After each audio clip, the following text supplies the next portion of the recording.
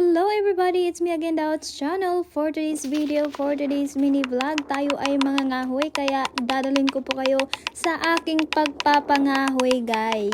Atin na ngang sinimulan sa pagbiyak ng kahoy at left and right, bali na siya. So yun na nga guys, kukunin na natin yung kahoy at ilalagay natin sa likod ng ating side by side para hindi tayo mahirapan sa kalisod. Malaki yan guys pero hindi naman yan mabigat. Very light lang siya na kahoy. Kasi very dry naman yan. At papunta tayo sa kabila. So lalabas tayo ng ating gate. Ayan, maniho natin yung ating side by side. At ipatras natin dahil dun tayo sa likod mangunguha ng kahoy. Kasi maraming kahoy doon guys. Oo. So yun na nga at ito na nga. Oh, makikita nyo ang view, napakaganda at maraming kahoy.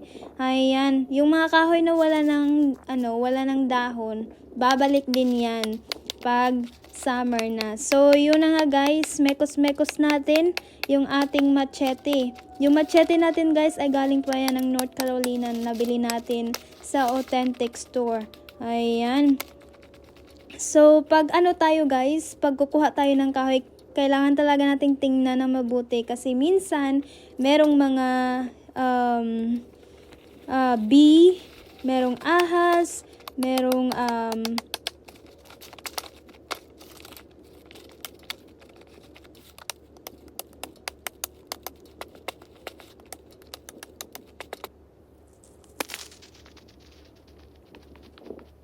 ganyan guys, kailangan talagang check muna natin bago natin galawin kasi nga hindi natin alam kung anong meron dyan.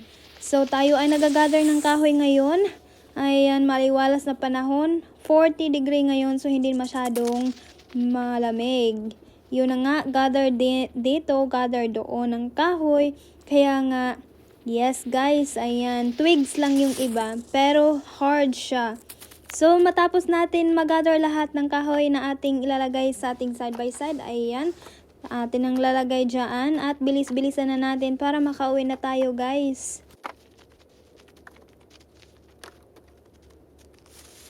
At ngayon nga, meron pang iba na hindi pa natin nabiyak or naputol. So, yun na nga, gamit nating paa.